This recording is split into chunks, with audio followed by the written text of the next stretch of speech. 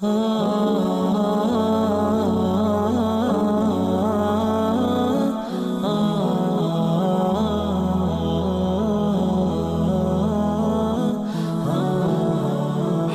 ومصلیاً ومسلما اما بعد فاعوذ باللہ من الشیطان الرجیم بسم اللہ الرحمن الرحیم۔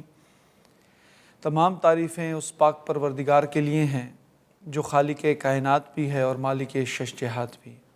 کروڑ درود و سلام شفیع امم مولا کل ختم رسول دانہ بل حضور اقدس صلی اللہ علیہ وسلم پر اور ان کی آل پر اور ان کے اصحاب پر۔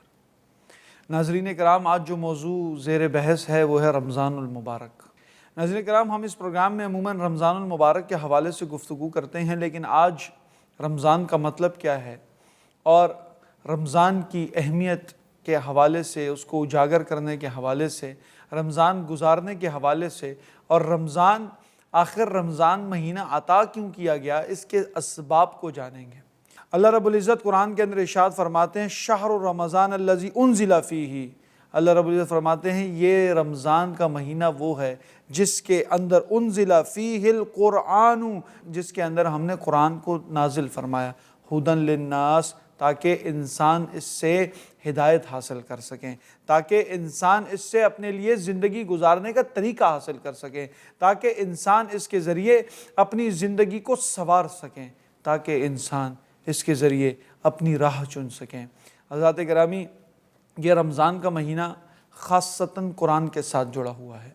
جیسے ایک اور جگہ انا انزلناہ فی لیلۃ القدر وما ادراک ما لیلۃ القدر لیلۃ القدر خیر من الف شہر، کہ انا انزلنا، کہ بے شک ہم نے لیلۃ القدر کی رات میں نازل فرمایا قرآن کو، وما ادراک ما لیلۃ القدر، اور تم کیا جانتے ہو کہ لیلۃ القدر کیا ہے؟ لیلۃ القدر خیر من الف شہر، کہ لیلۃ القدر 1000 مہینوں سے زیادہ افضل ہے۔ حضرات گرامی، تو اس رمضان کے مہینے میں جو سب سے زیادہ کرنے والا کام ہے وہ یہ ہے کہ قرآن کی تلاوت۔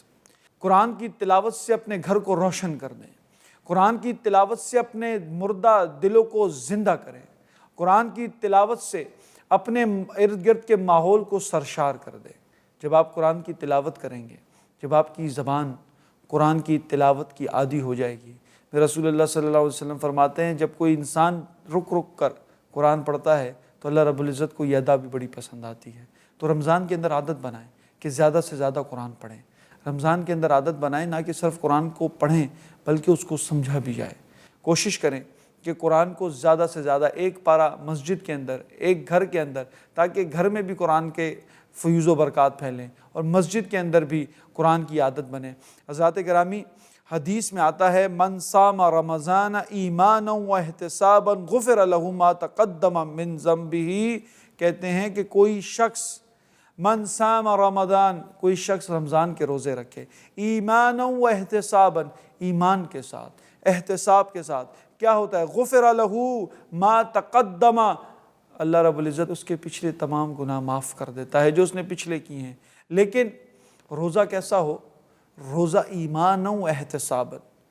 رسول اللہ صلی اللہ علیہ وسلم فرماتے ہیں کہ بعض اوقات لوگوں کے روزے اس طرح ہوتے ہیں کہ وہ بھوک پیاس کے علاوہ ان کو اور کچھ نہیں ملتا، وہ بھوکے تو رہتے ہیں، وہ پیاسے تو رہتے ہیں، لیکن ان کے روزے کا کوئی فائدہ نہیں ہوتا، اس کا کوئی بینیفٹس نہیں ہوتے۔ کیوں؟ اس کی وجہ کیا ہے؟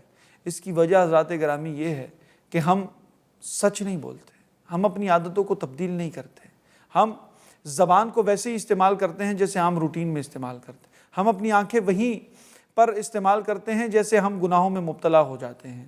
صرف رک جانے کا نام یا کھانا چھوڑ دینے کا نام یا پیاسے رہنے کا نام روزہ نہیں ہے، بلکہ نیکی کرنے کا نام روزہ ہے، بلکہ ہر بری عادتوں سے رکنے کا نام روزہ ہے، بلکہ اچھی عادتوں کو اپنانے کا نام روزہ ہے۔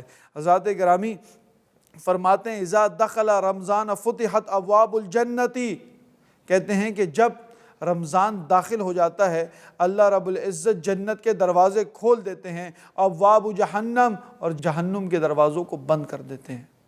حضرات گرامی، دس از دا گولڈن چانس فار اس، یہ ہمارے لیے گولڈن چانس ہے کہ ہم جنت میں اپنی جگہ بنا سکیں۔ یہ ہمارے لیے بہترین موقع ہے کہ ہم جنت کے دروازے کھلے ہیں، اللہ کی رحمت کھلی ہے، لوگ کے دل نرم ہے، شیطان کو قید کر دیا گیا ہے۔ اب اس امر کی ضرورت ہے کہ ہم اللہ کو راضی کر لیں، ہم اس جنت میں اپنی جگہ بنا لیں، ہم اس جنت میں داخل ہونے کے اسباب اپنے لیے تیار کر لیں تاکہ ہم جنت میں آسانی سے جا سکیں۔ حضرات گرامی، وہ ہے نا کہ جب رمضان کا سیزن آتا ہے تو درزی زیادہ سے زیادہ سٹچنگ کرتے ہیں، کہتے ہیں بھائی یہ ہمارا سیزن ہے۔ ہر کاروبار کا، ہر بندے کا کوئی نہ کوئی سیزن ہوتا ہے۔ یہ رمضان عبادتوں کا سیزن ہے، رمضان اپنے لیے جنت کمانے کا سیزن ہے، رمضان وہ سیزن ہے جس سے ہم اپنی تمام بری عادتوں کو چھوڑ سکتے ہیں، رمضان وہ سیزن ہے جس سے ہم اللہ کو راضی کر سکتے ہیں۔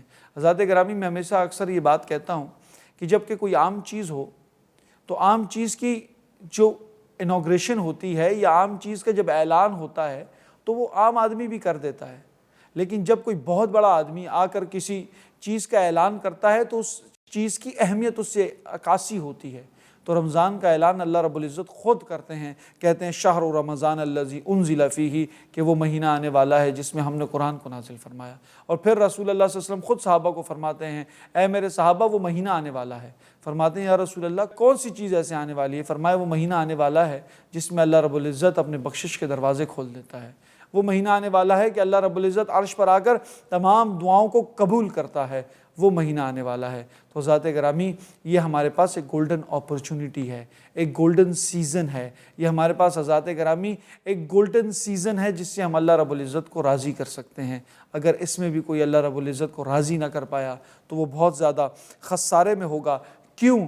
کیونکہ ایک مرتبہ رسول اللہ صلی اللہ علیہ وسلم جب مسجد میں تشریف فرما تھے تو تمام صحابہ کو آگے بلاتے ہیں۔ جب صحابہ آگے آتے ہیں تو رسول اللہ صلی اللہ علیہ وسلم ممبر کی پہلی سیڑھی پہ قدم رکھتے ہیں۔ جیسی ممبر کی پہلی سیڑھی پہ قدم رکھتے ہیں رسول اللہ فرماتے ہیں آمین۔ ممبر کی دوسری سیڑھی پہ قدم رکھتے ہیں، کہتے ہیں آمین۔ ممبر کی تیسری سیڑھی پہ قدم رکھتے ہیں، کہتے ہیں آمین۔ صحابہ حیرت میں آ جاتے ہیں، فرمایا یا رسول اللہ یہ تو ہم نے کبھی پہلے نہیں دیکھا، یہ عادت آپ کی پہلی بار ہم نے دیکھی کہ آپ ممبر پہ چڑھتے ہوئے آمین کہا۔ فرمایا میرے صحابہ جبرائیل آیا تھا، اس نے ایک دعا کی، کہا کہ یا رسول اللہ تباہ و برباد ہو جائے وہ شخص جس کو بڑھاپے میں اس کے والدین میسر آ جائیں اور وہ ان سے اپنی بخشش نہ کروا سکے۔ تو میں نے کہا آمین۔ ناظرین کرام، پھر میں یہ بات دہراؤں گا کہ اس کو دل کے کانوں سے سنیے۔ بد دعا کون کر رہے ہیں؟ جو کہ ملائکہ کے استاد ہیں، جو کہ ملائکہ کے سردار ہیں۔ آمین کون کر رہا ہے؟ تمام جہانوں کے سردار۔ تو بات یہ ہے کہ اگر ہمارے گھر میں والدین ہیں تو کیا وہ ہم سے راضی ہیں؟ ہمارے گھر میں والدین ہیں، کیا ہم ان کا ادب کرتے ہیں؟ پھر فرماتے ہیں جب دوسری سیڑھی پہ ممبر کے پیر رکھا تو رسول اللہ نے پھر کہا آمین، کہا کہ جبرائیل نے میرے پاس کہا تھا کہ یا رسول اللہ جس کے سامنے آپ کا نام لیا جائے اور وہ آپ پر درود نہ پڑے، جس کو ہم صلی اللہ علیہ وسلم کہتے ہیں، یہ واجب ہے کہ جب رسول اللہ صلی اللہ علیہ وسلم کا نام لیا جائے تو رسول اللہ صلی اللہ علیہ وسلم پر درود پڑھا جائے۔ فرمایا یا رسول اللہ برباد ہو جائے وہ شخص جس کے سامنے آپ کا نام لیا جائے اور آپ وہ درود نہ پڑھے۔ رسول اللہ صلی اللہ علیہ وسلم فرماتے ہیں آمین۔ حضرات گرامی، تو ہم اس بات کو نوٹ کریں، کیا ہمارے سامنے جب نام لیا جاتا ہے تو کیا ہم درود پڑھتے ہیں؟ کیا ہمارے دل امڑ جاتے ہیں؟ کیا یہ ہمارے اندر عشق ہے؟ وہ حضرت ابراہیم علیہ السلام کے بارے میں مشہور ہے کہ ایک دن جبرائیل اللہ رب العزت کو کہتے ہیں اللہ آپ ابراہیم کو خلیل اللہ کہتے ہیں، آپ کو اپنے نبی پہ بڑا ناز ہے، تو کسی دن میں اس کو آزماؤں نہیں؟ وہ کہتے ہیں نا کہ عشق میں آزمایا جاتا ہے۔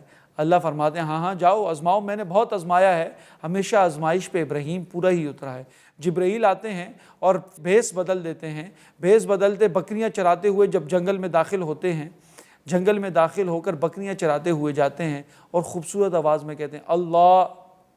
جیسی حضرت ابراہیم یہ آواز سنتے ہیں مچل جاتے ہیں، کہتے ہیں یہ آواز کہاں سے آئی؟ اور جاتے ہیں دیکھتے ہیں تو بکریاں چرانے والا ایک شخص ہے جو کہ اللہ کی آواز صدا بلند کر رہا ہے۔ حضرت ابراہیم ان کے پاس جاتے ہیں اور ارشاد فرماتے ہیں۔ وہ کیا ارشاد فرماتے ہیں؟ یہ کتنی خوبصورت بات ہے، اس بات کو جانتے ہیں اور آگے رمضان کے حوالے سے بہت ساری چیزوں کو سمجھنا باقی ہے، اس کو سمجھتے ہیں۔ انشاءاللہ ملاقات ہوگی ایک چھوٹے سے وقفے کے بعد۔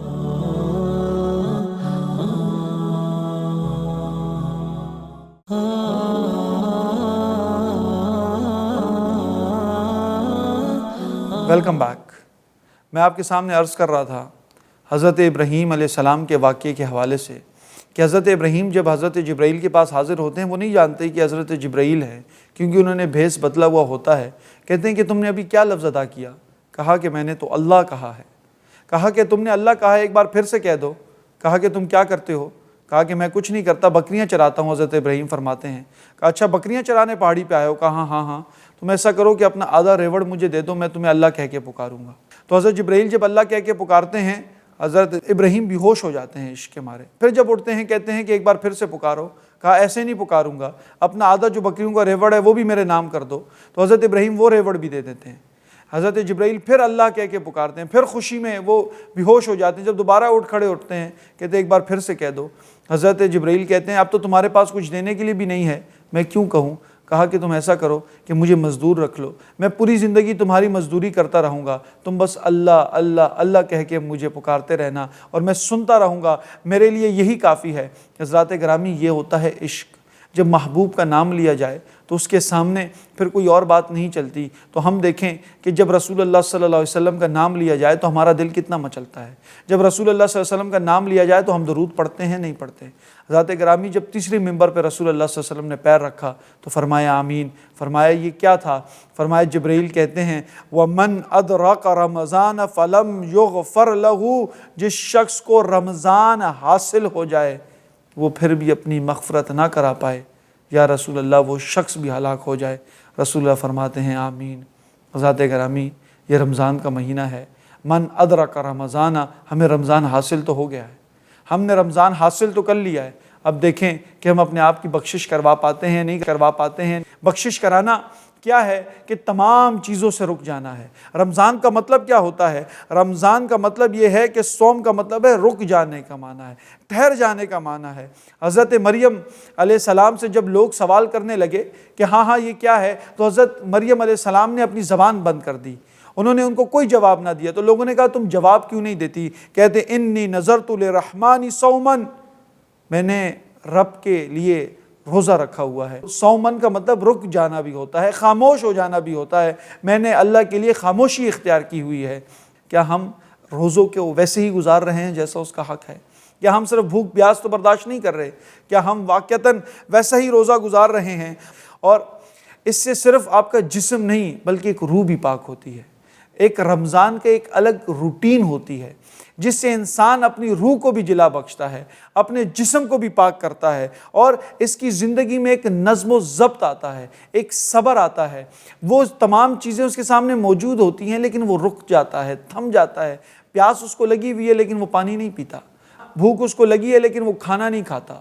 کیوں؟ کیونکہ وہ صبر کرتا ہے، اس کی لائف میں نظم و ضبط آتا ہے، اس کو مقام ابدیت کا پتہ لگتا ہے کہ میں غلام ہوں، میرے اوپر اللہ کا فرمان ہے، مجھے اللہ کے احکامات پر پورا اترنا ہے۔ تو اس کو اپنی پہچان ہوتی ہے، مقام ابدیت کا معلوم ہوتا ہے، اور اس کے اندر ایک اور ہمدردی بھی پیدا ہوتی ہے۔ جب انسان روزہ رکھتا ہے تو روزے میں وہ دوسروں کا احساس کرتا ہے۔ وہ جب بھوکا رہتا ہے تو معاشرے میں وہ لوگ جن کو ایک وقت کا کھانا میسر نہیں آتا، ان کے دل میں بھی اس کا احساس اجاگر ہوتا ہے۔ وہ لوگ جن کو پانی تک دستیاب نہیں ہوتا، وہ ان لوگوں کا بھی احساس اس کے اندر آتا ہے، اور اس سے انسان کی اخلاقی ترقی بھی ہوتی ہے۔ اخلاقی ترقی کیسے ہوتی ہے کہ اس کے مثبت اثرات انسان پر پڑتے ہیں۔ انسان جب رمضان کے اندر جھوٹ نہیں بولتا، جب رمضان کے اندر غصہ نہیں کرتا، جب رمضان کے اندر برے اعمال نہیں کرتا، تو وہ چیز وہ کنٹینیو رکھتا ہے۔ باقی 11 مہینوں میں بھی اس کے اخلاقی طور پر اس کے اثرات مرتب ہوتے ہیں۔ وہ تمام زندگی اس طرح گزارنے کی تگ و دو میں لگ جاتا ہے، جد و جہد میں لگ جاتا ہے، پریکٹس میں لگ جاتا ہے۔ عام زندگی میں بھی اس کے اثرات ہوتے ہیں۔ کوئی شخص یہ نہیں کہہ سکتا کہ رمضان کی وجہ سے میری روٹین نہیں بدلی۔ انسان کی عام زندگی پر بھی اس کے اثرات ہوتے ہیں، خواص کی زندگی پہ بھی اثرات ہوتے ہیں، انسان کی صحت بھی بہتر ہوتی ہے۔ تمام سائنس کہتے ہیں اور تمام ڈاکٹرز کہتے ہیں کہ ایک مہینہ ایسے آنا چاہیے جس میں انسان تھوڑی سی بھوک بھی برداشت کیا کرے، تو اس میں انسان کے عقل کی توانائی بھی ہوتی ہے، جسم کی توانائی بھی ہوتی ہے۔ اجتماعی برتاؤ پر بھی دھیان رکھا جاتا ہے کہ اس میں مثبت تبدیلی آتی ہے۔ جب انسان افطاری پر بیٹھتا ہے تو عموماً ایک ساتھ بیٹھتے ہیں، تو اجتماعی طور پر بھی رمضان کے بڑے اثرات پڑتے ہیں۔ ہم نہیں دیکھتے کیا رمضان کے دسترخوانوں پر تمام مسلمان کس طرح یکجا ہو کر بیٹھتے ہیں اور اس تفریق کو آزاد کر دیتے ہیں۔ بہت بڑے مشہور فلسفی ہیں، جب کارل مارکس ایک پوری تحریک چلاتے ہیں امریکہ کے اندر، اور ان کی تحریک کا سب سے بنیادی مسئلہ یہ ہوتا ہے کہ بلیک ایکٹیوسٹ ہیں، اور وہ یہ کہتے ہیں کہ ہمارے یہاں کالوں کے حقوق نہیں ہیں، تو ایک کارل مارکس جب وہ حج کر کے واپس آتے ہیں تو وہ سارے امریکہ کو ایڈریس کرتے ہیں، یہ بالکل باقاعدہ سپیچ یوٹیوب پر موجود ہے۔ وہ کہتے ہیں او پیپل آف امریکہ، کہ اے امریکہ کے لوگ، میں تمہارے تمام مسائل کا حل نکال آیا ہوں۔ تمہارے تمام مسائل کا حل کیا ہے؟ کہ تم سارے کے سارے مسلمان ہو جاؤ۔ کیا ہو جائے گا مسلمان ہونے سے؟ میں حج میں دیکھ کر آیا ہوں کہ وہاں کوئی تفریق نہیں ہے، وہاں کوئی کالے کو گورے پہ فوقیت نہیں ہے، وہاں کوئی امیر غریب نہیں ہے، وہاں کوئی عربی اور عجمی نہیں ہے۔ جیسے میرے رسول نے فرمایا ہے، no black is better than white, no Arab is better than non Arab. کوئی عربی کو عجمی پر فوقیت نہیں، کالے کو گورے پر فوقیت نہیں۔ the only thing differentiate between you is your piety، کہ جو چیز تمہارے بیچ میں ڈسٹنگوش ہے، ڈیفرنٹ کرتی ہے، جو چیز تمہارے درمیان امتیازی حیثیت رکھتی ہے، وہ تمہارا تقویٰ ہے۔ تو اس دنیا کے تمام تر مسائل کا حل کہاں ہے؟ جب ہم اسلام کے دامن میں آئیں گے۔ اگر ہم نماز میں دیکھتے ہیں تو کیسے تمام مسلمان شانہ بشانہ کھڑے ہوتے ہیں۔ جب ہم اسلام کا مطالعہ حج کی طرف کر کے جاتے ہیں تو دیکھتے ہیں تمام ایک ہی لباس احرام کے اندر موجود ہوتے ہیں۔ جب ہم رمضان کے اندر دیکھتے ہیں، امیر بھی ہے وہ بھی بھوکا ہے، غریب بھی ہے وہ بھی بھوکا ہے، امیر بھی ہے وہ بھی پیاسا ہے، غریب بھی ہے وہ بھی پیاسا ہے، وہ بھی افطاری کی اذان کا انتظار کر رہا ہے، یا غریب بھی وہ انتظار کر رہا ہے۔ یہ مساوات کا دن ہے۔ ابو جہل کہتا تھا نا کہ میں کیسے اس اسلام کو قبول کر لوں جس میں میں اور بلال ایک ہی ہو جائے۔ اللہ رب العزت نے غلاموں کو بھی اسلام میں لا کر سرداری عطا کی ہے۔ حضرت عمر حضرت بلال کو آقا کہہ کے پکارا کرتے تھے، کہتے تھے تم میرے آقا ہو۔ تو یہ شان اسلام کے دامن میں ہے۔ تو اس کو اجتماعی اثر بھی پڑتا ہے۔ جب ہم افطاری کے دسترخوان پر بیٹھتے ہیں، اللہ رب العزت فرماتے ہیں کہ مجھے اس بھوک کی جو منہ سے بدبو نکلتی ہے وہ تمام تر مشک سے زیادہ عزیز ہے جو ایک افطاری کے وقت۔ اور پھر فرماتے ہیں جو افطاری کے وقت جس نے اللہ کے لیے روزہ رکھا ہو اور جس نے خالصتاً اللہ کے لیے بھوک پیاس برداشت کی ہو، وہ حدیث کی طرح نہیں کہ جو صرف بھوکے پیاسے ہوں ان کو بغیر بھوک پیاس سے کچھ نہیں ملتا، بلکہ واقعتاً اللہ کے لیے روزہ رکھا ہو، وہ شخص جب ہاتھ افطاری کے ٹائم اٹھاتا ہے تو ضرور بالضرور اللہ رب العزت اس کی دعاؤں کو قبول کرتے ہیں۔ حضرات گرامی، تو اخلاص عمل کے اندر ہونا چاہیے۔ آخری بات جس پہ آج اس پروگرام کا میں اختتام کروں گا، ہمارے یہاں ایک اور بیڈ کلچر بڑا آیا ہوا ہے کہ ہم سحری اور افطاری کے ٹائم کو، اور موسٹلی اٹ ڈیپینڈز آن سحری، کہ ہم رات کا کھانا کھا لیتے ہیں اور سحری نہیں کرتے۔ ہم کہتے ہیں سحری اٹھنے کے لیے ضروری تھوڑی ہے، بس ہم نیت کر لیں گے، رات کو نیت بھی کر کے سوئیں تو روزہ ہو جاتا ہے۔ حضرات گرامی، کہ سحری کے وقت اٹھ کر سحری کرنا یہ سنت ہے۔ اس سے کیا ہوتا ہے؟ اللہ رب العزت رمضان کے فیوز و برکات عطا کرتا ہے۔ اس سحری پر تمام اجتماعی طور پر بیٹھنا، اس کا ثواب الگ ہوتا ہے۔ ادھر نیت کرنا، اور پھر سحری رسول اللہ صلی اللہ علیہ وسلم کی ایک سنت ہے، افطاری رسول اللہ صلی اللہ علیہ وسلم کی سنت ہے۔ تو اجتماعی طور پر افطاری کرنا، سحری کرنا، نیت باندھنا اور پھر روزہ کھولنا، تو ہم اس میں ناغہ نہ کریں بلکہ سحری کا بھی اہتمام کیا کریں، افطاری کا بھی اہتمام کیا کریں، اور کوشش کیا کریں کہ تمام سنتوں کو اپنائیں۔ افطاری کھجور کھا کے کیا کریں۔ ہمارے یہاں ڈی ہائیڈریشن بھی ہو جاتی ہے، ہم افطاری میں بہت سارے ایسے کھانوں کو بھی شامل کر لیتے ہیں جو ہماری صحت کے لیے نقصان دہ ہیں۔ تو آپ کو اس حوالے سے بھی دیکھنا چاہیے کہ ہم اپنے افطاری میں کون کون سے سامان استعمال کر رہے ہیں۔ تو افطاری بھی کریں، سحری بھی کریں۔ عموماً ہمارے یہاں موسٹلی جو روزہ ہے وہ سو کر کبھی لوگ گزارتے ہیں۔ تو یاد رکھیے، رمضان ایک ایسا مہینہ ہے جس کے اندر زیادہ سے زیادہ عبادتیں کریں۔ موسٹلی صحابہ کیا کرتے تھے؟ وہ اپنے تمام تر کاموں کو رمضان کے آنے سے پہلے ہی سمیٹ لیا کرتے تھے۔ وہ کہتے تھے رمضان آ رہا ہے، رمضان کے اندر ہم زیادہ سے زیادہ کام کیا کریں گے۔ اگر لوگ آج ایک اور بھی ایک غلط کانسیپٹ ہے، میں عموماً یہ کہتا ہوں کہ برائیوں کو زیادہ آئیڈینٹیفائی نہیں کرنا چاہیے، لیکن وہی والی بات ہے کہ نالہ بلبل بھی سنوں ہمتن گوش رہوں، ہم نوا میں کوئی گل ہوں کہ خاموش رہوں۔ ہمارے ہاں زکوٰۃ خیرات بھی صرف رمضان کے اندر دی جاتی ہے۔ کیا ہے جناب کہ وہ رمضان کے اندر 70 گنا زیادہ ملتا ہے۔ تو ہم اللہ کے ساتھ بھی، وہ کہتے ہیں نا کہ اس کے ساتھ کیا حساب کرنا جو بے حساب دیتا ہو، ہم اللہ کے ساتھ بھی حساب و کتاب کرتے ہیں۔ حضرات گرامی، رمضان سے پہلے ہی اب ان لوگوں کو جو بھوکے ہیں ان کو دے دیا کریں۔ کیا ان کی عید نہیں آئے گی؟ کیا ان کے دسترخوان آپ کے دسترخوانوں کی طرح نہ سجا کریں؟ ایسے ہی کہ جب بھی کسی غریب کو ضرورت ہو اسی وقت اس کی حاجت پوری کی جائے۔ تو حضرات گرامی، کہ رمضان کے اندر کوشش کریں اللہ کے بندوں کو زیادہ سے زیادہ راضی کریں۔ اگر افطاری کی ایک پلیٹ سجاتے ہیں کوشش کریں اس کو پڑوسیوں تک بھی پہنچائیں۔ رمضان کا مقصد حاصل کریں۔ رمضان کا مقصد یہ ہے کہ انسان کو اس کے مقصد ابدیت کی طرف واپس لانا، انسان کو بتانا کہ وہ ایک عبد ہے، اس کا اس دنیا میں آنے کا مقصد اللہ کی رضا ہے۔ اگر وہ اس مقصد میں کامیاب ہوا تو وہ کامیاب ٹھہرے گا، اگر اس مقصد میں ناکامیاب ہو گیا تو وہ ناکامیاب ہوگا۔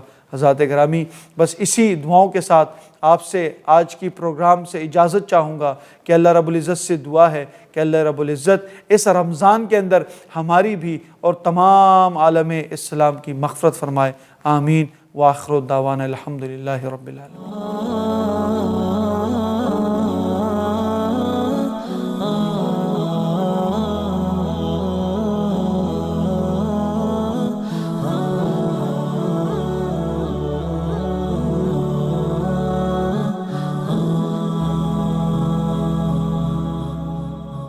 ah